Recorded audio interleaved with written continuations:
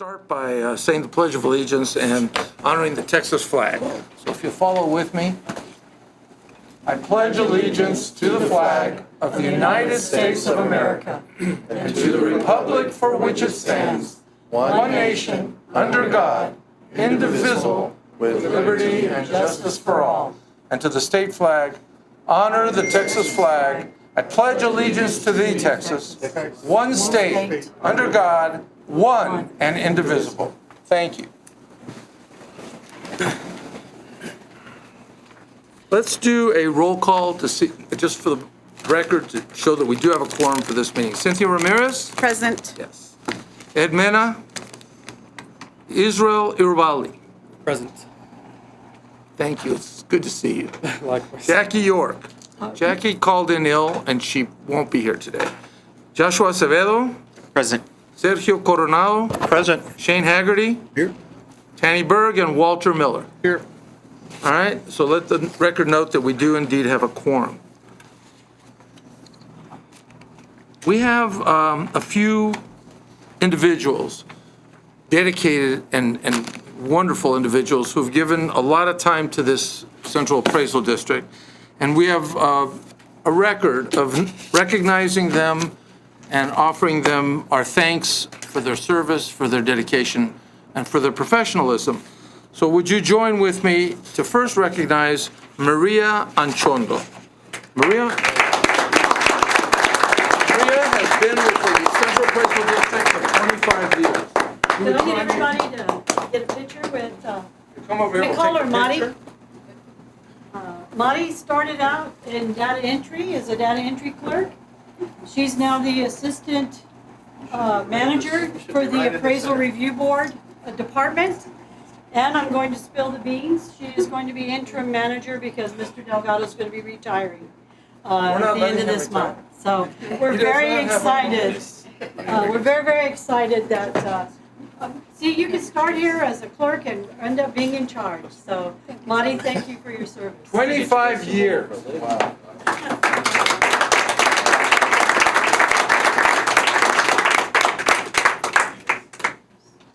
Marty, thank you for everything you do. Thank you so much.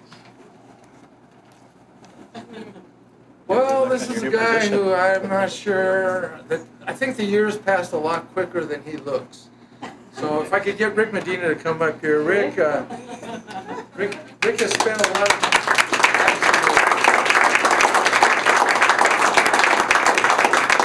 Rick's been here for 25 years, even though he only looks 20 years old. Rick has been here for 25 years, and I've gotten to spend a lot of time with Rick, and I got to tell you, you talk about dedication. This is a guy who loves his job, loves what he does, loves his community, and who gives back every single day. Do you have anything to say? Yes, Rick started in mapping and became a appraiser and then ran the commercial and business personal property department. And now he's one of our directors. So 25 years. Rick Medina. the second.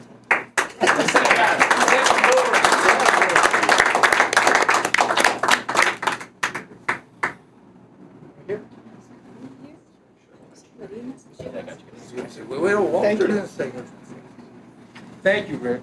Thanks. Marina Salgado Phillips. Marina, are you here? Are you here, Marina? She was here, but I think she had to. If she comes Text back, her. we'll recognize her on Okay. her return. Oh, here she is. Hi. Marina, she was hiding. She's very shy. Going, I don't know about this. Marina's very 25 years shy. working is okay, but Come on, 1 you minute can't up get here. away I'm not with this. gonna Come on, Marina.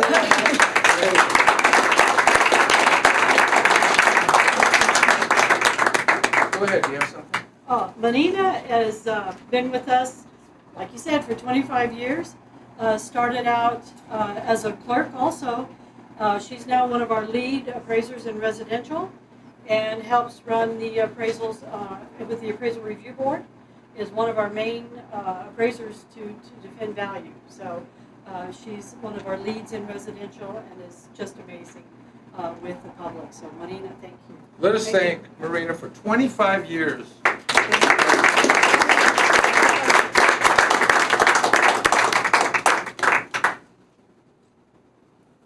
Thank you, Marina, for sticking around. Thank you, everybody. Thank you. Thank you. Marina, thank you. Thank you.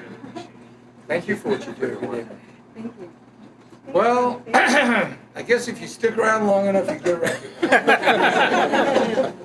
David Stone, I mean, Dinah Kilgore runs this organization. Thank God for her. She's an amazing person. But David Stone is her second in command. And David has a tremendous ability to have empathy for the community that he serves. He has tremendous dedication to do the work that he does every single day. And more importantly than anything else, he's there to help Dinah. Yes. So what do you have to say about David Well, Stone? one of the latest things, and we started this a few years back, is I get to handle the camera, and he has to handle all the reporters and the media and the newspapers and magazines, and he's amazing at it. He's just a whiz with IT. He runs our IT and our mapping, along with being an assistant director and helping us with everything that we do here. David started out in our IT department. Were you the manager first? Yeah, in IT, and then we made him move from the basement up here, and he's just been an amazing asset for this organization. I know that if, heaven forbid, something happened, this place would run just as smoothly, and they wouldn't even notice I was gone because of David. So amazing, amazing. Thank you, David. David is 30 years. He's been a great manager, he's a great asset to this community, but more importantly, he's a great driver. So he gets us where we need to go.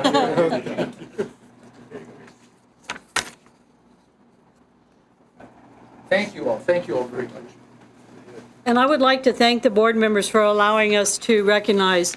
In-house, we recognize all the way from 5 years, 10, 15, and 20, but when we hit into the 25 and 30 years, the higher years, we want the board to be able to see the longevity of our staff here. So thank you so much, board members, for allowing that. Again, if anybody has anything to say, this would be a good time. If not, we're okay. We'll move on with our agenda. All right, item number 2 on our agenda, we've gone over this now for the last 2 months. 1 month we just had a workshop on it, was this budget. So we've gone over it. We're ready to have any additions or corrections to it. You have it in front of you in this plastic thing. We have kind of... Well, right now it's just for public hearing. Okay, this is just... If I can, okay. if I may, I'm So, sorry. good, thank you. So this is just public hearing. We will vote on it in August? Well, no, we'll vote on it, but it's further down on the agenda. Oh, I see. So Okay. right now, does anybody from the public have anything to say, or did anybody sign up for any kind of... For the public hearing on the proposed budget, we've had no comments sent in, and no one has signed up to speak. Okay, cool. All right, we'll move on. Now, public comment. Does anybody have... Well, we don't have public comment, but I would like very much to take a few minutes. We have a special guest here today. Dr. Sweeney Fee, my sister, is here from Montana Yay. visiting. And I'd like to I threatened her that I was going to do this. She's my baby sister, and I'm always picking on her. And she's like, no. So Dr. Fee, thank you so much. Thank you for being here. We invite you to come move to El Paso. We surely... I grew up here, I know what it's like. That's You why I could be live our in Montana. newest re-citizen. No TikTok for you anymore. Okay, now. All right, now number 4. Is that where we are? Yes, sir. Okay, cool. So all of you received a copy of the minutes in the email that was sent to you. Hopefully you had a chance to review it. I did review it. I didn't find any corrections or additions. Did anybody find any corrections or additions to the minutes? And if not, I'll entertain a motion to accept them as they've been submitted. Motion approved. Second? Second. All in favor, say aye. Aye. Any opposed? Approved unanimously. All right, financial reports, both February and March. Good evening, Rosa Goldman, Chief Financial Officer. We are presenting the financial report for February and March 2023. The financial report contains the balance sheet, the report of revenues, expenditures, and changes in cash balance, the investment report, and the note to the financial report. Tab 5. Is it tab 5 in your book? Yes, sir. For the month of February, we didn't get any questions, okay? Nobody called me to ask any questions or anything, so. But for the month of February, We have one account over budget. It is the furniture and equipment. Under the assets is $1,018, and it was for the daytime stamp. For the month of March, the same account, another $1,103, and it's for another item, the same type of item, a daytime stamp, which was not budgeted. We also have the building equipment under the assets. It's also over budget by $25,603. However, in the month of March, we did an entry for a battery backup UPS that will be reversed in April. The item was not purchased, it was canceled. So it was a timing issue. In March, it was booked in April, it's going to be reversed. And then we have the bonding and general insurance, over budget by $213 due to the notary certification for 3 new employees. Are there any questions? So although we're over budget on some of these items, Rosa, is it conceivable that when we get to the end of the year, we'll be, Oh, we are good, we are good. The just wanna overall be sure. budget, it is good, yeah, absolutely. there's nothing there that you're thinking that we'll have No. such a variance that we won't be able to? Absolutely overcome? not, no. So by the end of the year, we should be fine. We are, yeah, we will be fine. And under the encumbered funds, as you can see, we have not taken anything yet, Right. not as of March 31st. Any questions on both our financials for the month of February and the month of March? I'll give you a chance to, even though you may have already looked them over, maybe there's something you see new. If not, I'll entertain a motion to accept them subject to audit. Thank you. Move to approve. Second, Second. all in favor, say aye. Aye. Any opposed? Okay. We have a request from the ARB to give us a presentation. Yes, Mr. Mona? This is Mr. Mona. He is the chair of the Appraisal Review Board members, and he has a presentation he'd like to make and a request to make before the Board of Directors. Thank you. Good afternoon, Mr. Chairman and board members. We have submitted to you a request to increase the per diem for all ARB members and its officers. The last adjustment to the per diem was back in 2007, over 16 years ago. As you can see from the comparison chart that was in the document that we supplied, El Paso falls behind other ARBs that are similar in the state of Texas. Our proposal is to have a step increase by terms served. And as the document explains, there's 3 terms. There's terms 1, 2, and 3, and each one has a different rate. Now, the average per diem rate would be $180 for each member who serves all 3 terms. Some of the reasons that we've included for the increase is that everyone knows the cost of living and the cost has increased since 2007. But more importantly, the retention is one of the biggest reasons that we're proposing a step increase. While money may not be the primary motivation for members, it must be noted that members are making a considerable investment of their time to board operations. And members increase their skills and knowledge every year they serve. And with this knowledge, they evolve into mentors and trainers for incoming members. One of the hardest things, that as ARB members, when we first start, you get the training from the comptroller's office, but I can tell you the first 2 trainings you get doesn't compare to what you learn once you're in the panel rooms and listening to protests and trying to do all these calculations within the 15 minutes that you got. So it gets very difficult, and it takes time for people to learn that process. So a rate increase each term may serve as an incentive for members to continue serving. We started the year with 45 members, but even before the year began, we lost 5. We lost 2 members with a combined years of combined experience of 4 years, and 3 new board members resigned even before we got started. So we currently have 40 members to use through this summer.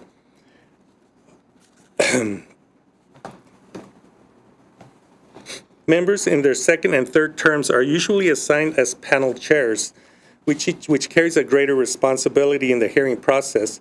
An increase in the per diem rate for these members who assume those duties would be an appropriate acknowledgement of their service and dedication.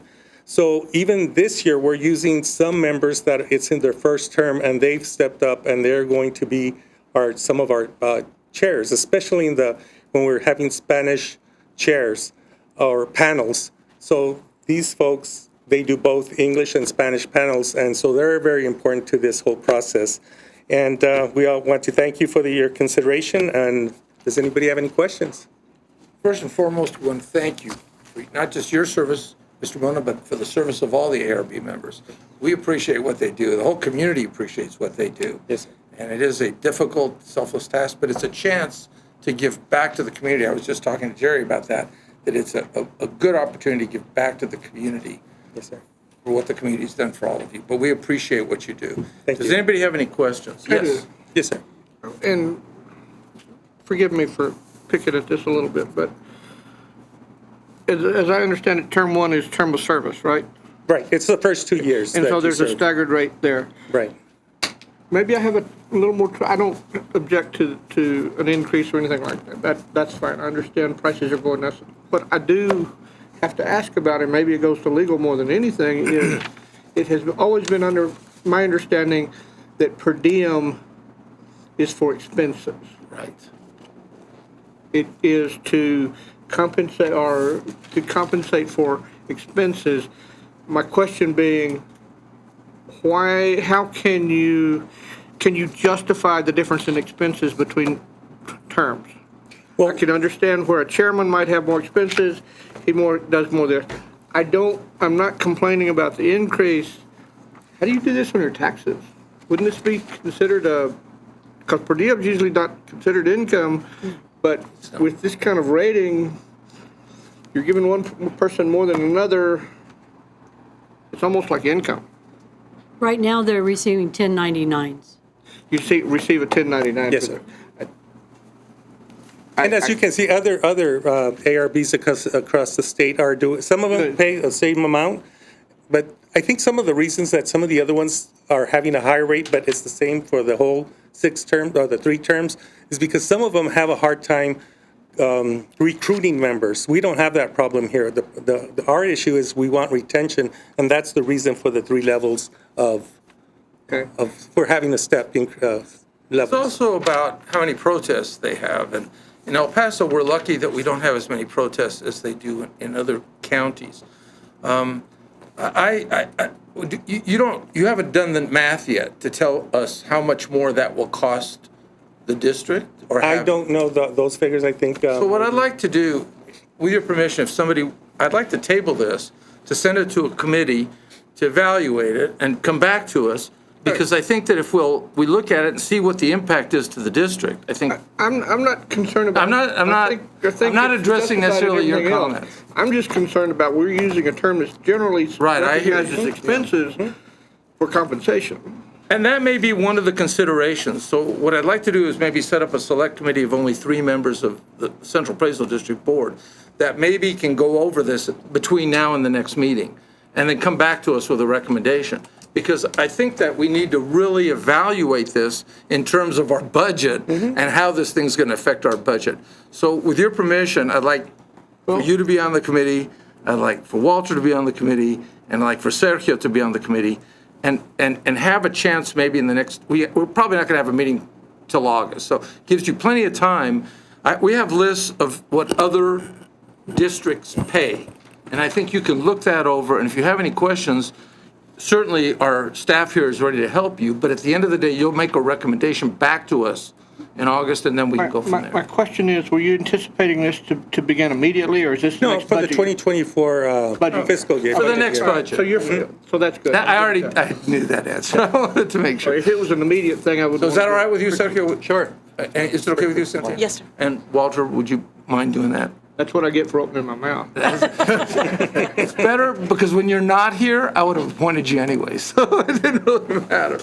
All right, so if you don't mind, and they may call you Yes. to come and repeat or maybe elaborate on what you've already said. Sure. And then they will come back to this board with a recommendation at our August meeting, and we'll take it up at that time, if that's okay with you. But having said that, I want you to know how much you're appreciated. Thank you. Not you, but every single Everybody. person. We know the hours you put in. We know that no matter what compensation we give you, we can't offset the personal life that you set aside to be able to do this work on behalf of all of us citizens. So thank you for your work. We aren't disregarding it. We're simply going to figure out what this is going to cost us and see how we can accommodate. Great, okay, Is that all right with you? that's fine. All right, I have a motion. I need a motion to table. I have a question. All right, well, let's just get a clarifying. motion so we can give you do I have a motion to table? Subject to review? Motion to table subject to Okay, review. second?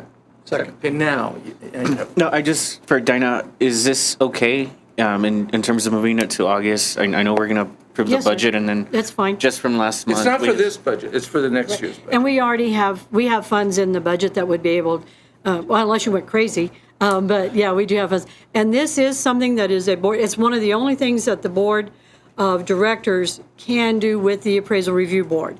Everything else has been taken and given to the local administrative judge, but the board is the one that sets the per diem, not the chief appraiser. So, Dr. Acevedo, yes, sir, we would be able to. And we do have comparables in other districts to give you guys some insight into where we are, how big we are. And we'll answer any questions that you may have.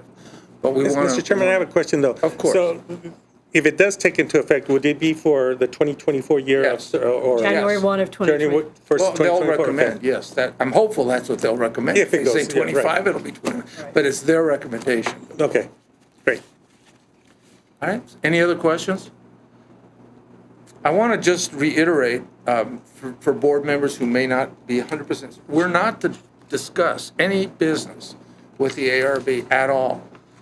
This board is a separate entity from the ARB. We can sit here and discuss salary, or it's not salary, but per diem reimbursements. We can discuss the procedures. But anything having to do with any kind of complaint or an argument that a citizen might have, we are to refer it to Tracy Carter, who is our representative, or to Joe Longoria, who is our attorney. Do not take it upon yourself under any circumstances. That is a cardinal rule of central appraisal districts. So I just want to point that out. And that's why we appreciate you so much. Thank you, sir. All right. Thank you, everybody. All right, any other questions? Okay, cool. Let me get back You to. need to, does that need a vote or just? Yeah, all in favor of the motion to table, say aye. Aye. Any opposed? Unanimous. All right. Discussion of possible action regarding the adoption of our budget. So now, can we bring up the budget? Yes, sir. Okay, Yes, so sir. no public comment, now it's for real. So you have in front of you our Central Appraisal District budget. This is proposed by staff. Thank you very much for chairing that workshop. We've had a workshop on this at our last meeting, but not everything may have come out. Somebody may want to bring something up new or differently. I'll turn this over to you, Dinah, and maybe you can shepherd Yes. us through this. If I can share a little light, after the Budget Committee, what the appraisal district did, the original budget that we sent you in March had an increase overall of 9.68. Then after the Budget Committee meeting and some of the comments were made, so we had to publish. So what we published was the 11.09% that included the option of a new employee. So that is the one that you have before you, and that was the one that was sent to you in your packet on Monday. So that's the budget now. So we have the original that was sent, and then we have the one that was adjusted based on what the workshop discussed.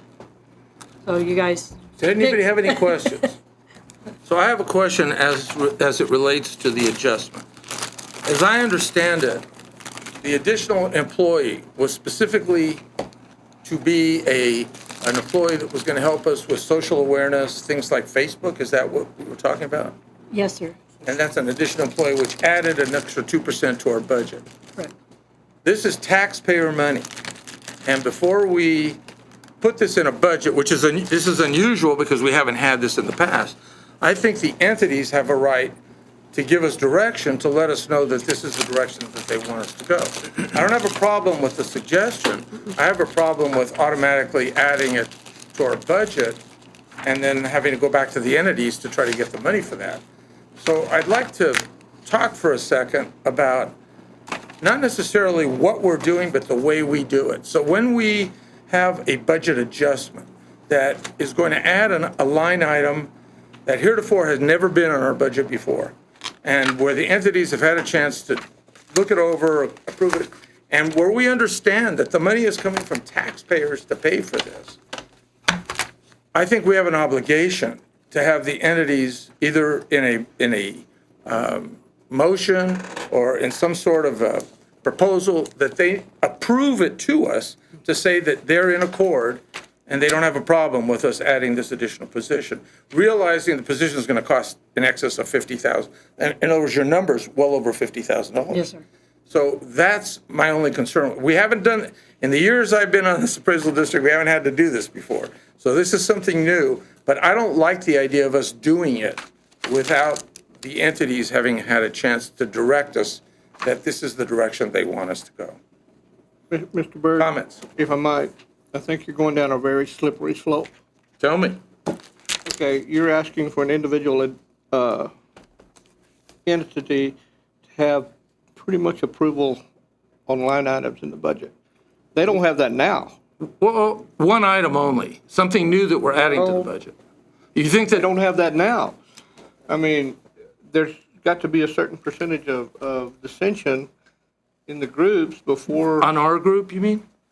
Or in you know, their- it's all the entities together. One does not have veto power over anything. So you're saying when we go back, like you may represent 3 or 4 entities, not necessarily just one. Yes, yeah. But I'm not saying that it has to be unanimous. But the other point I would like to make. I hear what you're saying. Ms. Kilgore does a really good job of trying to get out to the entities and show them our budget beforehand. They approve your budget usually. This is an So- adjustment, Walter. But This isn't something that we had before.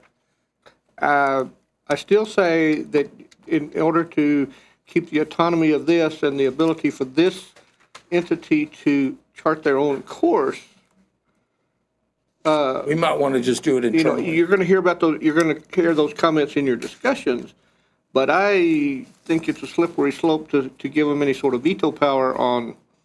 So then let's talk about this line item and why I'm particularly concerned.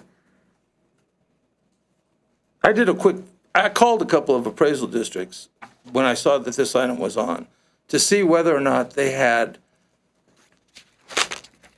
social, what do you call Facebook? You call it a? Social media. Social media, whether they had social media involvement in their operation, specifically Dallas. My question is, how does this help the taxpayer? If somebody has something to complain about, then we provide a forum for them to complain it. I don't mind providing the taxpayer some sort of guidance to filling out a protest. So what I looked at was the possibility of adding maybe a YouTube page, specifically in English and Spanish, about how you can best file a protest timely and legitimately and get heard. I have a hard time understanding why we need to invest $60,000 to have discourse, to give people a forum either to complain about us. I don't know where the benefit would be to me as a taxpayer for the money that I'm about to put in. What was really discussed, not necessarily give the public a forum to complain, but the fact that you mentioned we have a forum where people can protest. Where is that forum We do. located? Right. Well, we have that. But where is it located? It's on our website, but. But who knows it's on the website? Everybody So if we does, because use- it's in the stuff we mail to them. But what I would, Put it if I in may, that. if I may speak for a minute, I visited with staff, and what we would like to do is to concentrate on the education part of it. That's what I was going to We already have tutorials on our website. What we would like to do is in-house, maybe leave the funds in there so that I can do some promotions in-house, but do YouTube tutorials. Everybody goes to YouTube to learn something. How do I change a tire? They look it up on YouTube. How do I bake a cake? They look it up on YouTube. So what we would like to do is put together a group of the different tutorials. Here's the notices are going out. Here's how to read a notice. Here's how to read a protest. Here's how to fill out an exemption. And have those tutorials or those educational actually on YouTube, and then advertise that you can go to YouTube and use it. Like right now, our meeting's on YouTube. And people go and they look up our meetings because we're live right now on YouTube. And then you can go in afterwards and watch a meeting. So in talking to the staff, they were very excited about leaning more towards the educational aspect than the social aspect. They would really want to stick with educational on like Facebook and LinkedIn and I'm not going to say TikTok, but things like that. It's more of a social communication back and forth. People want to learn, and so having it on YouTube, they would be able to go in. So that's kind of what my staff would like to get across to the board, that they would be very excited about expanding that going into the 2024 year. That's what I was getting to also was the fact that, well, I don't necessarily know where the protest is at, but I know where the Facebook page is and I can find that and I can see where there's videos or there's just little clips that say this is where you would go to find the protest form and you click the link and there it is. So it's more education than it is a forum for. Yeah, but it opens the door. As Walter just said a minute ago, it's a slippery slope. It doesn't need to. It doesn't need to have. I don't have Facebook, so I can't say because I don't use Facebook. Facebook as the example just because that's what was brought up. You can have the discussion turned off to where it's only informational posts. And again, if I might, you're talking about going back to the entities for their approval. Actually, that's our job. No, We're the I was saying that. representatives. I was saying that so that if there are issues that come up because of this decision, I could say we made it jointly. It wasn't one that we pushed down. I have not found, unless you can show me appraisal districts where they're using this as a means of getting that information out and it's being successful, I would acquiesce. But as far as I'm concerned, I know that in the Dallas example, it was through Facebook, which they tried to do, that they ended up getting hacked. Okay. So we have a budget for this outreach. They're looking for educational materials to be out. Maybe we approach this a different way. Maybe we use that outreach money to produce these tutorials or whatever you do. I think the idea is excellent to try to do that outreach. How we do it, maybe that's some Up to us. discussion. But as far as allocating some funding to try to improve how this organization presents itself to the public, I don't think I have a problem with that. I agree with you. Actually, I agree. So, as far as the money, the budget item, the budget amount, I don't have much objection. If there's a different way to do it, I'm willing to, there can be discussion regarding that. And then in regard to your concern, I don't see how the Central Appraisal District in Dallas got hacked via a page that's stored on a Facebook server somewhere in California. Well, it was. They said it was. So I can't speak to that because I don't know. I do know this. I know that I guess I may have a misconception of Facebook because for me, Facebook is an opportunity to dialogue. You're telling me that there are limitations that we can put on Facebook, no dialogue, no conversation. We're not a business. We are a service. If I were a business, I'd want to be on Facebook because I want as many people as possible to be able to access my business and get things going. We need to provide, I agree with Walter, that we need to provide every potential opportunity to educate the public as to how to approach us and how to successfully protest their valuation if they need to. I don't have a problem with that. Maybe it's just the platform that scares the hell out of me. It's maybe because I'm not involved in it. Maybe I can make a recommendation from our side of it is, like Mr. Miller and Mr. Berg said, having the funds in there, but give us the opportunity to see the best place to do that, to get the education out there, get it out there, try it, and then bring it back to you to show you. Instead of just saying, you will do this and only this, give us the opportunity with the funds to expand the educational part of it and then go from there. How do you eat an elephant? One bite at a time, the old saying. So give us the opportunity to get started on that and then come back with you with, okay, we've done A, B, C, D, E, and this is where we're looking at, instead of just a recommendation. I think we had a very healthy discussion at our workshop in April, and we had a lot of this. So I'm going to try to be as succinct as possible and terms of what we discussed for the people that weren't able to make it to April. And I think this position is a good start to moving into a better way of providing that service. Because I agree, we're not a business, but we're providing services. And I think one of the biggest points that stood out last month was that we have to go to where the people are. And there are people that are on social media that digest information there. And it's not necessarily a bad thing. I think if you've had your own personal experience that you don't like social media, that's on you, right? And I'm personally not one that goes and posts on social media all the time, but I know that there are people that are out there that like getting that information. I am not gonna go, I don't like personally calling and getting information. I'd rather go follow a link and find it, and before I have to call, if I'm making a call, it's because I couldn't find the information. And I think that will also provide better customer service for our families that we're servicing. I think the school district is not a business either, but we have a lot of social media channels, and we relate with families on there. We give them information. School might be delayed one day. They go to social media. And I think people aren't going to go to YouTube and say, El Paso CAD, how to file a protest. That's something that they're going to have to find on another social media platform. I think it's fine if you want to do that, but you're not going to go to YouTube to find that. You're going to go to Facebook and you're going to link to those things. And that's the thing. This position will grow every year on, okay, this year we added Facebook, this year we added Twitter. Yes. But to say that let's use this fund to create videos on YouTube, that's not the point of the position. No, what I'm saying is to allow us to research and expand and create a media for the public, and just don't stick us with, you can only do it this way. Allow us the freedom, because that's my job, is to the employees and what have you. Y'all's job is to help me with the budget. So being able to do that so that I can go to the different options and not just stick with one option, but multiple options. And we do a little bit each time. I thought that was what we were going at, was you were hiring this position, or someone in this position who has the experience to get the word out.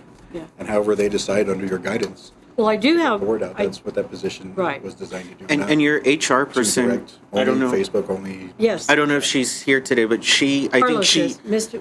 Carlos, yes, Yeah, but we do have that, your yes. chief HR person had a very clear understanding last time. Yes. On what to do, what the job description will look like. If we're not, I don't think we're trying to say these are the job duties that we want to see in it. It's just more like create the position, HR takes over with your input, and the person will probably create a social media plan. That person will bring ideas each year to grow, and I think that's Well, kind of. and they did create, we do have that. That's how we And so came, that's that's how we perfect. came up with the dollar amount.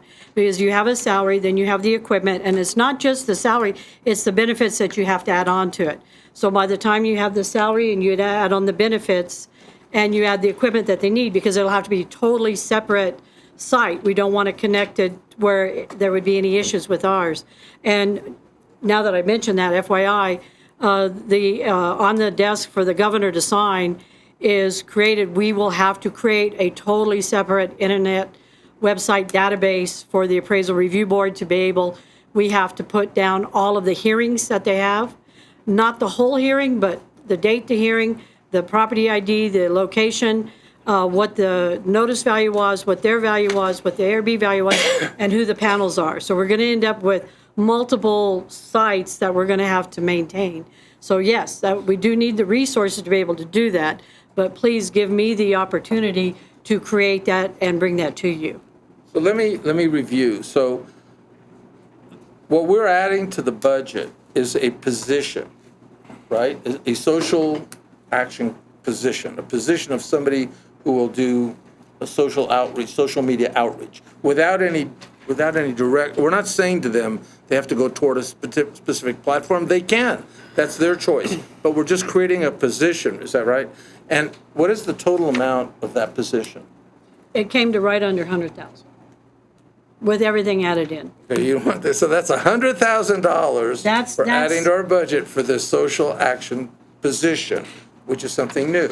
And I'm okay with not taking it back to the entities, but I just want this board to be aware that we're adding $100,000 more of taxpayer money to the way we operate, specifically for a social action position.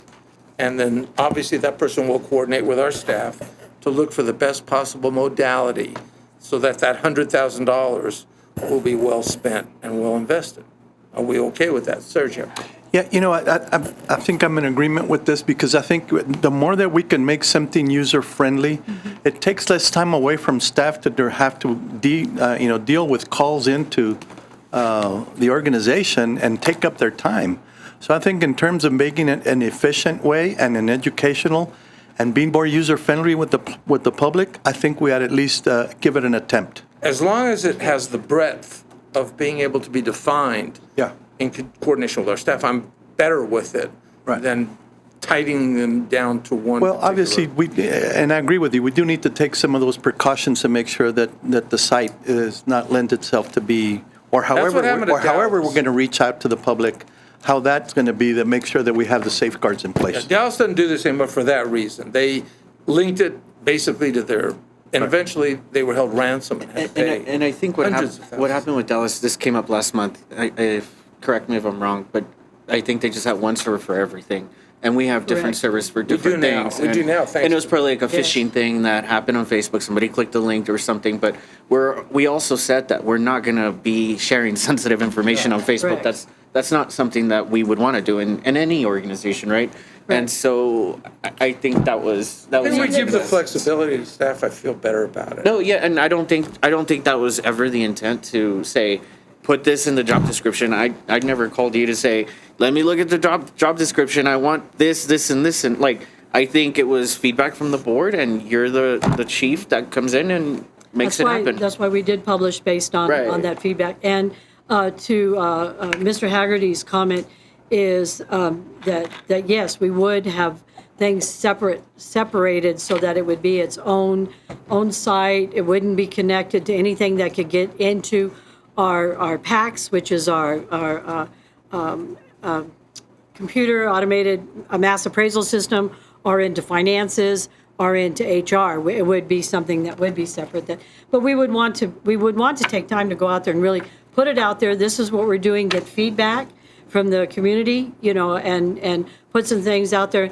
And I think, like Mr. Coronado said, Commissioner Coronado, is let's just give it a shot, But give me the opportunity to work with my staff to do that. Dinah, that amount, the close to 100, does that include all the FICA SUTA Yes. benefits? Yes. Everything's Yes, ma'am. included, so that's the final Yes, cost. ma'am. That There's no includes, additional- what we did is Up we to, took. it may not be quite Right. that. Okay.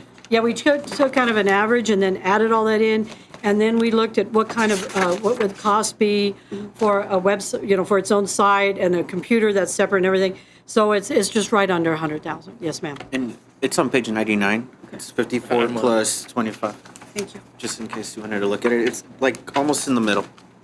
I think that eventually the goal is, the trajectory of the future is we need to adapt. We're still semi-archaic in certain things, and evolving into that can be a little intimidating. But end game is that we have different generations that are coming up that solely are guided by Facebook, Instagram. Whether we like that evolution or not, that's just the way that it's going to be. And so we need to adapt. And that's kind of what we said last month, where it's like there's age groups. The 20-year-olds are not going to be on Facebook, but the 50-year-olds are, and it's just different when you come to the choices on which social media platforms people are using. So looking at the title of the position, would you feel more comfortable if it was education outreach specialist? Well, that's something that And the job description was.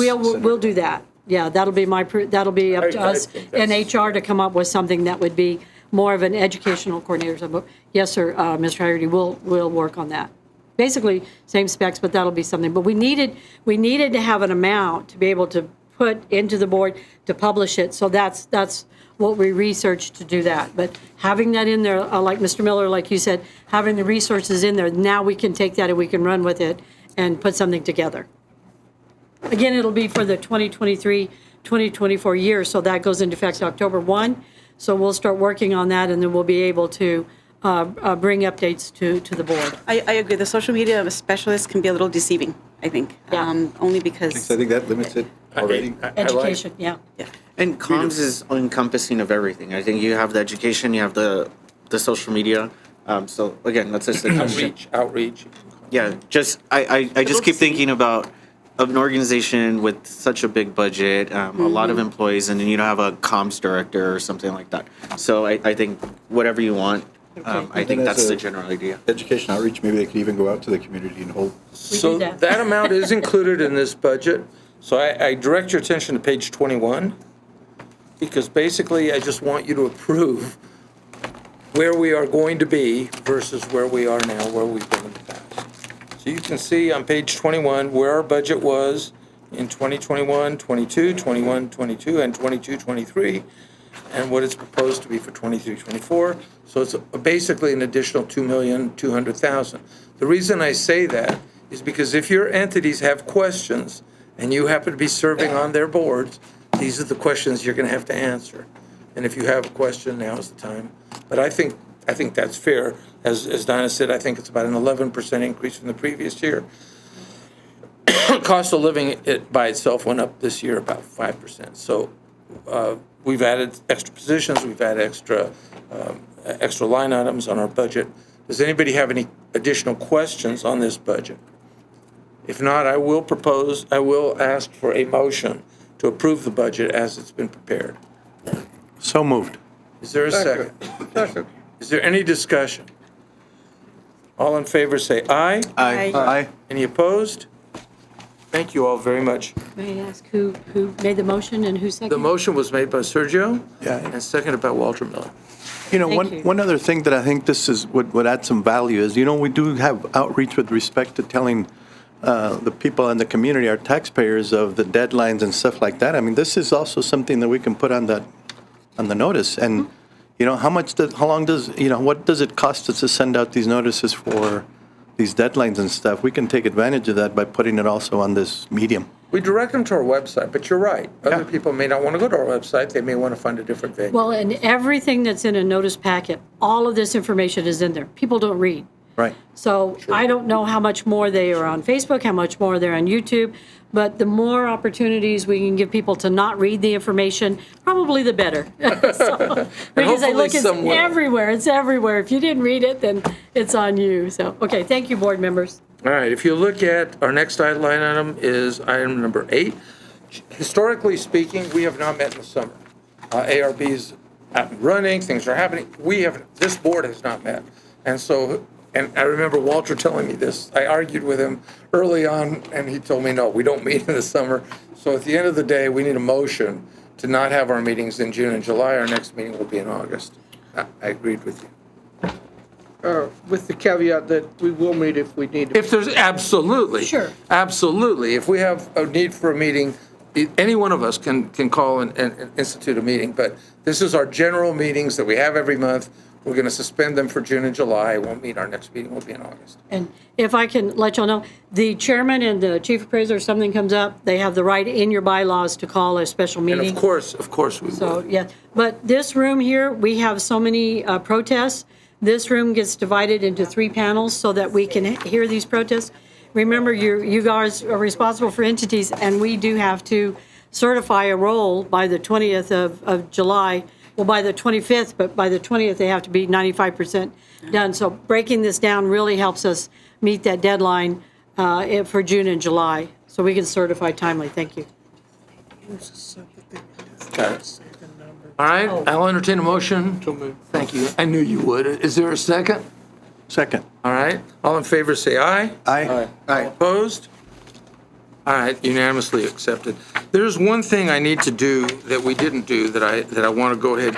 If you look at, again, was it page 19, I believe? Page 21. Page 21.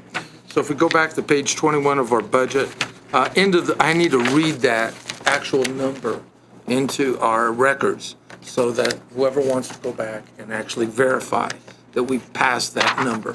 So, and we've already passed it, but I'll go ahead and read the number, and that number is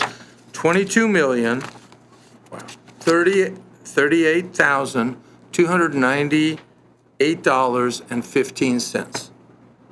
Are we all in accord? Okay. We don't have to vote on it because we already did, but it's $22,038,298.15. Okay? Thank you. All right. Item number 9 is, I remember arguing about this the first year I was here, is the banking depository. We have a hard time getting banks to want to be our banking depository, so why don't you, Okay, guess it's the yeah. same. The property tax code says we do have to go out to bid for a bank and depository every 2 years. But in the tax code, it allows us to extend it for 2 years. So we've had our first 2 years in this last RFP that we went out. The only one who responded was Wells Fargo, who was our current banker. So what we're asking the board is to just, because it is allowed by the code, let us roll over for the next 2 years, and then in 2 years, we'll come and do a total RFP at that time. So I need a motion to allow us to stay with Wells Fargo. Sadly, and I've tried to get West Star and everybody else to bid on this, they don't. So I need a motion to allow us to stay with Wells Fargo until we can get it. Pardon? For 2 years. 2 years. For 2 years. I'll make a motion to keep our depository with Wells Fargo for the next 2 years. Second? I'll second. Josh, okay. All in favor, say aye. Aye. Any opposed? All right. We need to send out an RFP for new photography services? Yes, sir. We're just sending out an RFP. We're not voting on it? No. Well, because we're not going to be meeting in the summer, we'll want to send out an RFP in June to give the aerial photography firms, there's only a few of them around, time to fill the RFP and get back to us, so we can have it ready for the board meeting in August. So we are coming early, just asking for permission to go out for bid on the aerial photography. We need a motion to allow for them to submit an RFP. We're not voting on anything except the ability for them to get bids. Do you have to ask us for that? Well, it's just a matter of I mean, it's format. in the budget, we've discussed it. It is in the budget, it's approved, but because it is a large amount, and it's usually when we go with them, it's anywhere from a 4-year to 6-year flying that we do, and we have them fly every year. So it's a big item, so we just wanted to bring it before the board so you're aware. Move to approve. Okay, move to approve. Second? Second. All in favor, say aye. Aye. All opposed? It passes unanimously. All right. Well, you've waited patiently. I guess you guys can give us your presentation. I would like to introduce Peggy and Malcolm Wardlaw. They are with the Wardlaw Appraisal Group, and they are the company that we contract to help us with the large industrials, the refinery, the electric company, some of the big hospitals.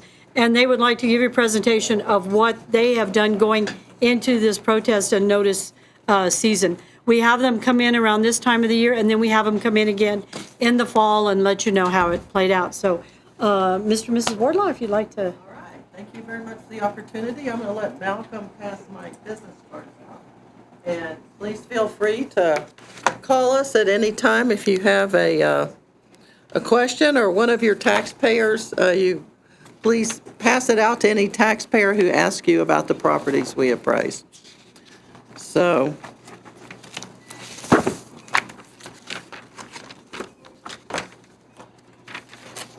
All right.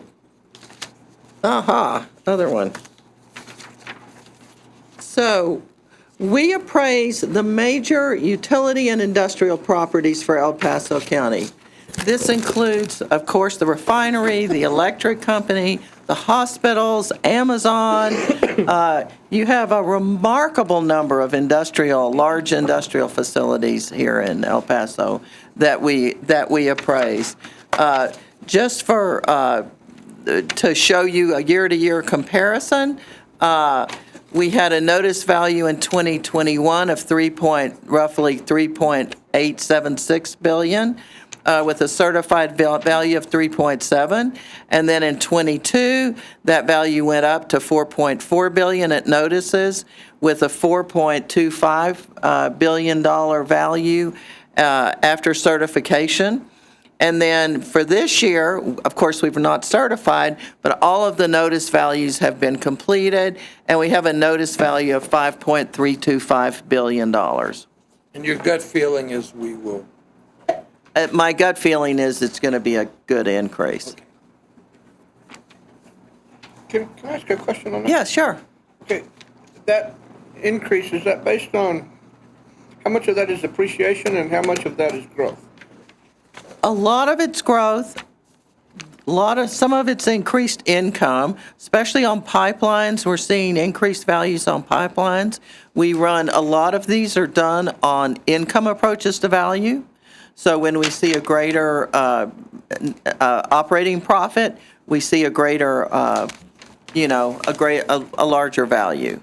And so it's kind of a mixture. Is there any way to, just because I'm interested, any way to separate out that growth number?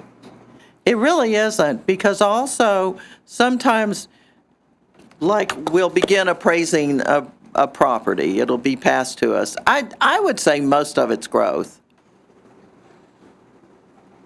That's a quantity, most, right? But it's really difficult to say, and some of it's inventory too. The inventory really can be 50 million or 20 million, and so a lot of it is not a lot of the total, but some of it's inventory as well. But Amazon alone, I'm kind of thinking, added about $100 million in value, just boom. Yeah, right. So in 2022, one of the things that we've done, and I know some of you that have been here for a while have seen this all before, but when we began to do the values for El Paso, one of the questions they asked was, could we please give it to them in smaller batches? Previously, it had all been sent at once after May 15th. And they said, if you give it to us in smaller batches, it's easier for us to review, it's easier for us to include in the earlier notices. So we began to send the notice values over in batches. In 2022, we sent 5 batches.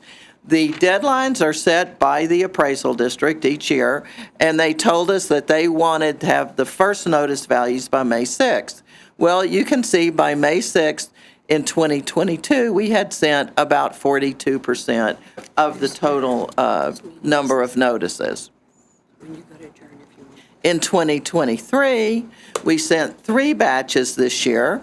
The first deadline notice of a date was May 5th, and by May 5th, we had sent over 63% of the total number of notices over to the appraisal district. I attribute that to 2 things. Number one, we've worked really closely and really well with the appraisal district, and they did a very excellent job, the personal property department, of getting us the renditions that we have to have to do our valuations. And then, I don't want to hurry you, Peggy, but be faster. we're going to lose some members. Okay. At any rate, so I want to call out to the personal property department for doing a really good job on that. And May 17th, we sent over the last batch of notices. This is a list of the certified values. It's also in your handout, and you can see this is through 2022. We took over in 2015 was the first year that we did the values. At that point in time, they were valuing about $2.7 billion, and at this point, we're valuing about, over $5 billion for this year. We completed on-field, in-person, on-site field inspections, and thank goodness, COVID was really hard to do inspections because nobody wanted you to come in. We had COVID-compliant protocol, and I want to say also that these inspections a lot of times require steel-toed boots, they require hairnets, they require safety glasses. So there's a lot of compliance we have to do our inspections, and we start those back in October of each tax year. The number one thing we provide to all of our counties is customer service, because we think taxpayers are the basis of our tax system. So we ensure quick and excellent answers to all questions, both from the appraisal district and from taxpayers. And we provide reports, documents. We quickly provide all of the open records requests and send those out very quickly. I've already said this, taxpayers are treated politely and respectfully, and we answer our own phone and talk to everybody that calls. The other thing we do, when we receive a protest, we call the taxpayer. We don't wait for them to call us, we call them. Every other year, there's the property value study. I was talking with James about that a little earlier. We are very aware of the property value study. We're very careful that our values are going to be correct, and that if for some reason the state comes in higher than we do, we work diligently to get that corrected because the state's wrong. Always. Always. So, and we use IAAO standards for all appraisals, and I'm not going to read this to you because you've been here for a long time, and I really want to catch everybody. Overall, we do a really good job. We comply with the state standards, with IAAO standards, with everything that we do. We have, Malcolm and I both have master's degrees in engineering. We have many engineers on our staff. We have many registered professional appraisers on staff. And we diligently work every single value because that's our job. El Paso Electric in 2022 agreed to an increase of 4% from their value in 2021. We are trying diligently to get them to send us information and come over and visit with us. And I can't tell you they've done that yet, but we're trying.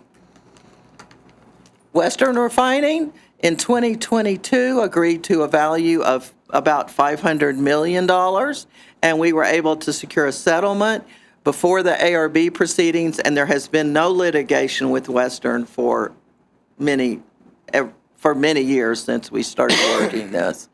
In 2023, again, we sat down. Dinah actually came to our office. Dinah and I sat down with Marathon Western. Marathon, of course, bought out the Western refinery here, and they agreed to a value of $525 million, an increase of 5% over the prior year value.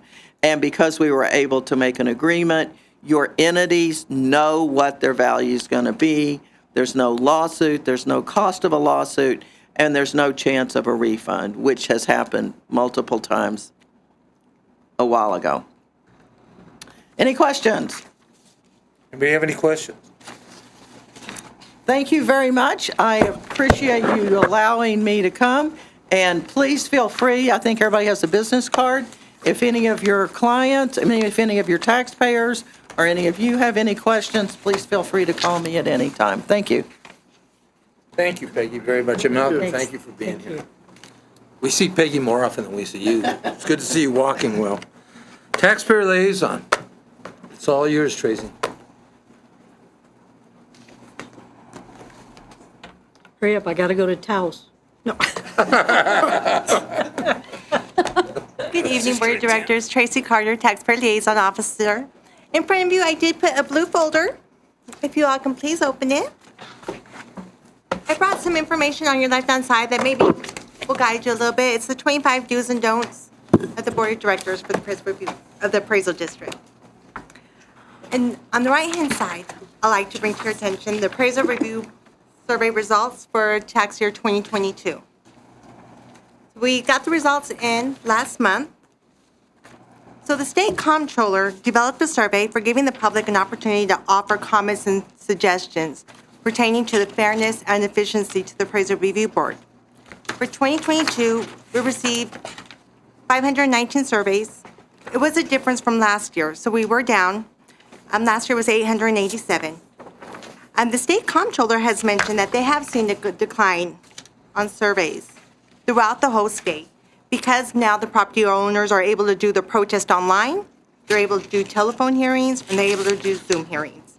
So they have just seen a decrease on the surveys there. But I did went ahead and I did break down the survey results for El Paso, and I am happy to say I'm still number 2 in Texas. And one day I'll get ahead of Harris County. So the property owners would ask about the conduct of the Appraisal Review Board, if they were courteous, attentive, knowledgeable, organized, and fair. I took the strongly agree and agreed answers and I combined them.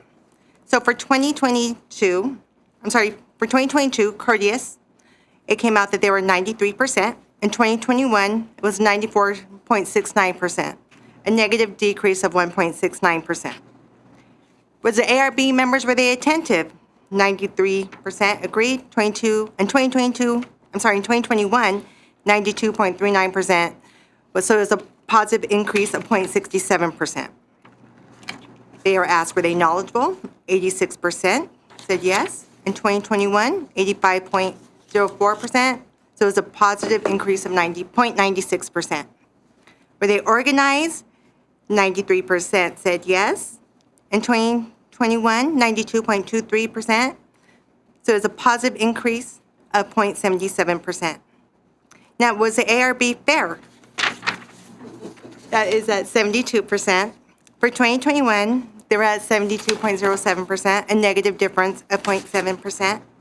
The property owners were also asked, how about, so behind the conduct of the ARB, you'll see I do charts for the past 5 years, for 2018 through all the way 2022. That way you can see the variance is very similar in the response. The next portion of the surveys was the ARB hearing process. The property owners were asked, were the hearing procedures informative? 90% agreed. In 2021, 89.8%. So this was a positive increase of 0.2%. Were the hearing procedures followed? 92% for 2022. 2021, 92.9%. So that was a negative decrease of 0.9%. Did they get prompt service? 92.5% for 2022. In 2021, 93%, a negative difference of 0.5%. What I'm really happy to see is they asked reasonable time to present evidence. 85.9% strongly agreed or agreed for 2022. In 2021, 80%, 80.1%. So we had a positive increase of 5.8%. Was the evidence considered thoughtfully? 76% strongly agreed for 2022. For 2021, 72.3%. The positive difference of 3.7%. Was the protest determination stated clearly? That was at 87% for 2021, 88.3%, a negative difference of 1.3%.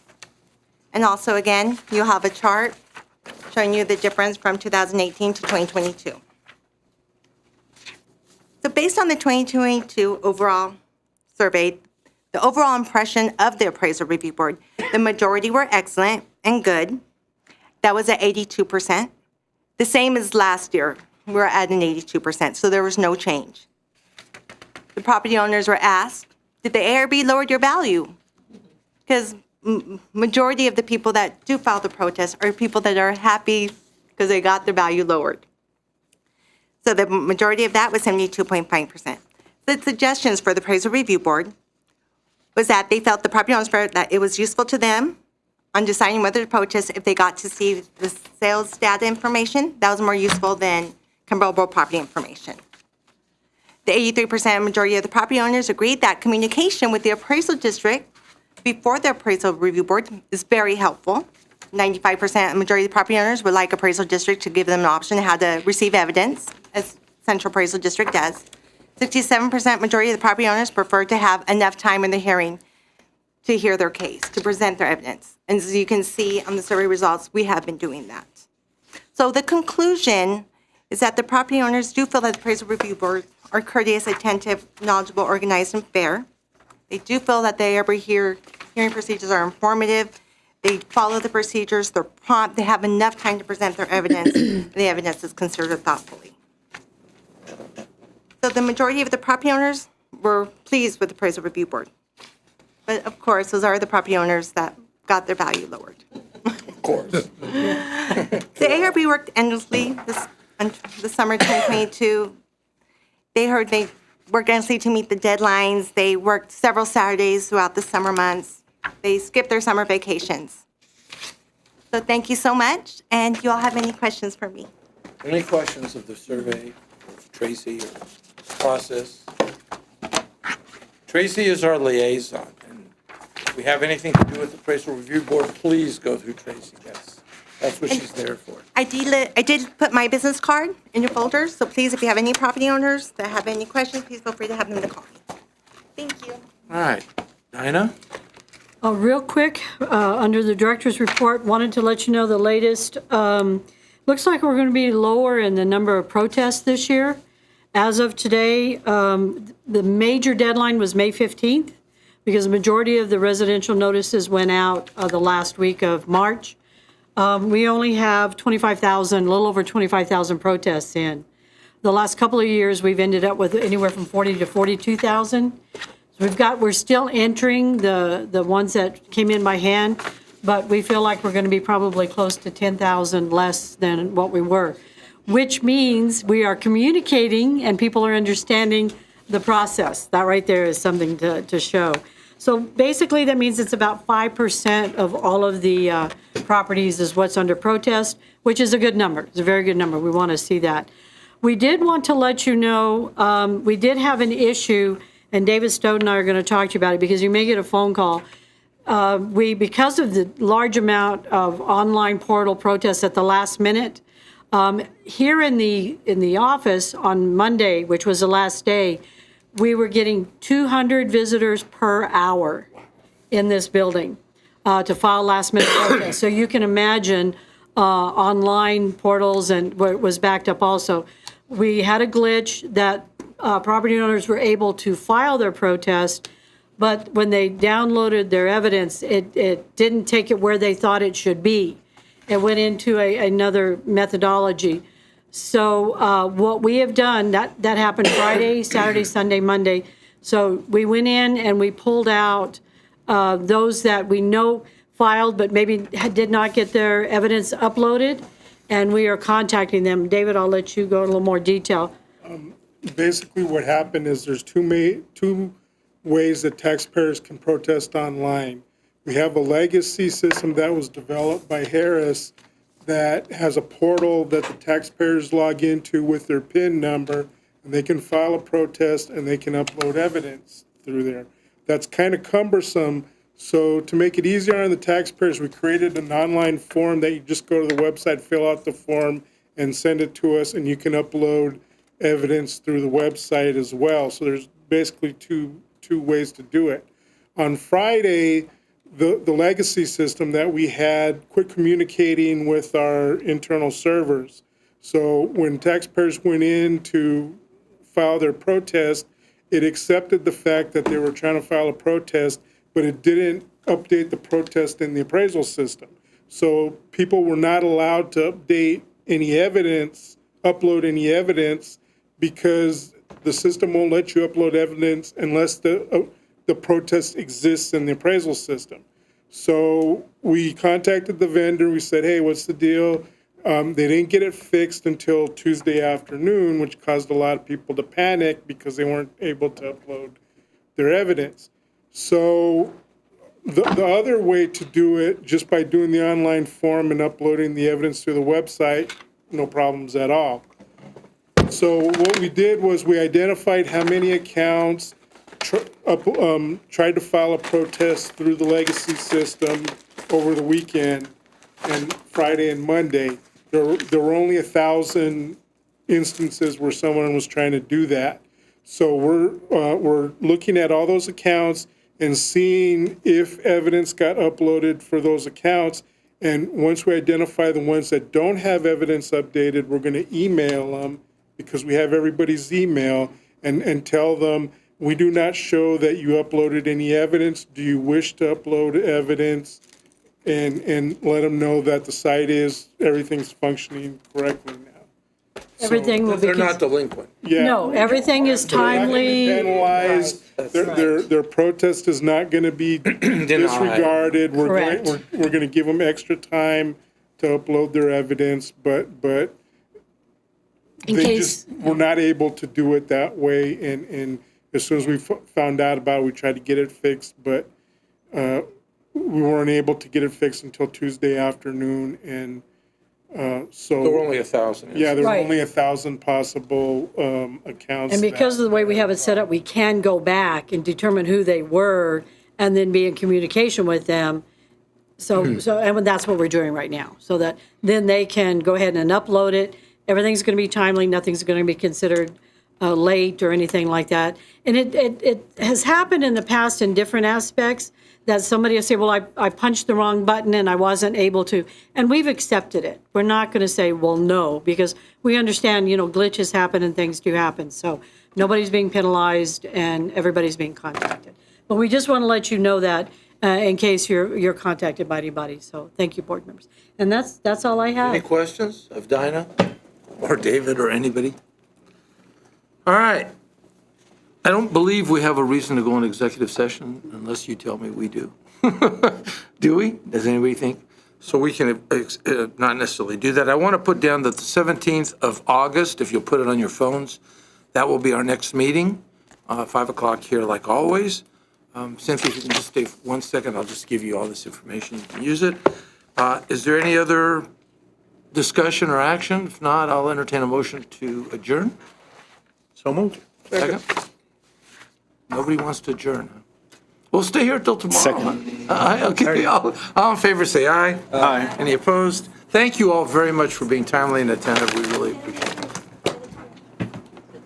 Oh, the time is exactly 15 after 6. I promise. Thank you, board members.